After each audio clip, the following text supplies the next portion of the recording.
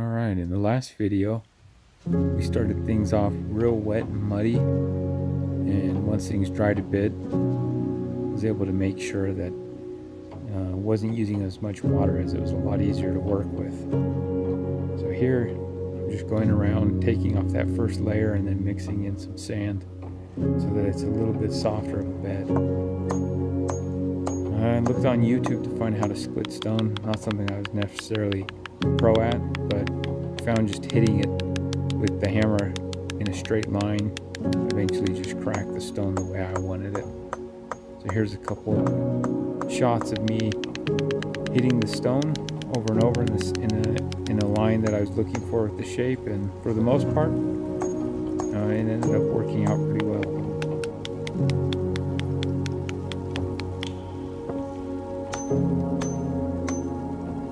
Now I'm just bringing in the extra stones that I had gathered that day and just going around the same process of just getting each stone leveled and then sweeping in the red rock and sand mixture, which eventually what I'm going to do is go in and chisel a lot of that red rock sand mixture out and take a combination of seed and really good soil with some bone meal, so that in the springtime you'll see thyme, different colors of flowering thyme, and a lot of clover.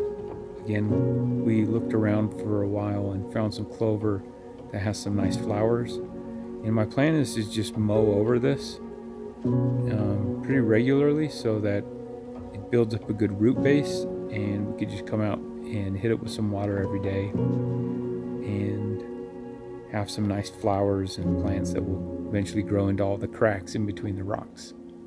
So again, just more of me going around and digging, leveling, and putting dirt around to help compact it and put it into place.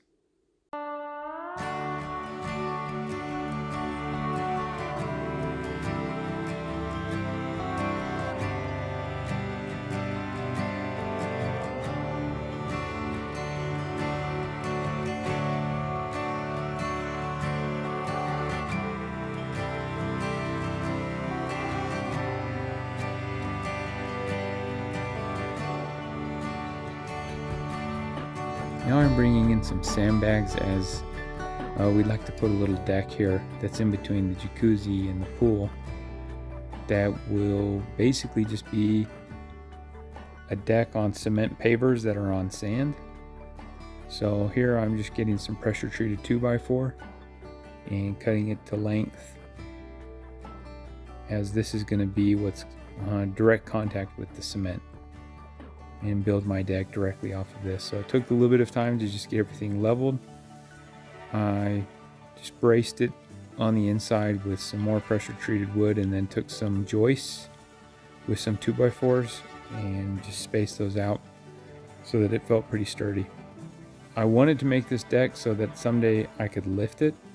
So I didn't want to have it be permanent, and I wanted it to be light enough that with two people we could move it. So here I got some 2x6 wood that isn't just for framing. This is a little bit better quality wood. It costs just a little bit more, but definitely feel like once this gets a nice paint coat on this, it's going to last a good 10-15 years without needing to be sanded down. You know, Sedona has an interesting climate where it gets really dry, but then it can get very wet, and that's not always good because wood can take a beating pretty quickly. So I might have to readjust my timeline and maintain this a little bit more often, but hopeful that I won't have to touch this for another at least 7-8 years before I need to sand it and clean it up again.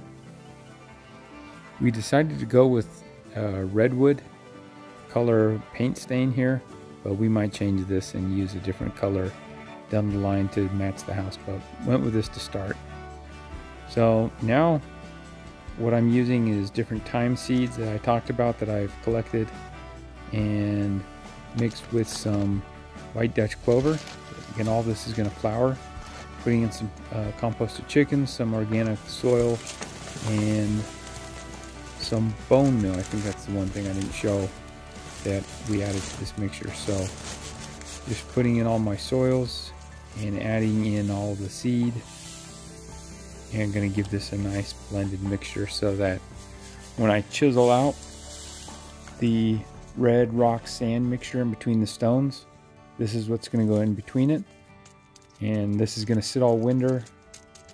The seeds are going to hibernate, stay nice and cold, and the goal is in springtime with some of these nutrients and just the winter rains, that this will kick off without me having to water it really. I think the only time we'll have to water it is maybe July, August. It just depends on the monsoon rains we get, but the goal is to make this as drought tolerant as possible so that we don't really have to water this very often.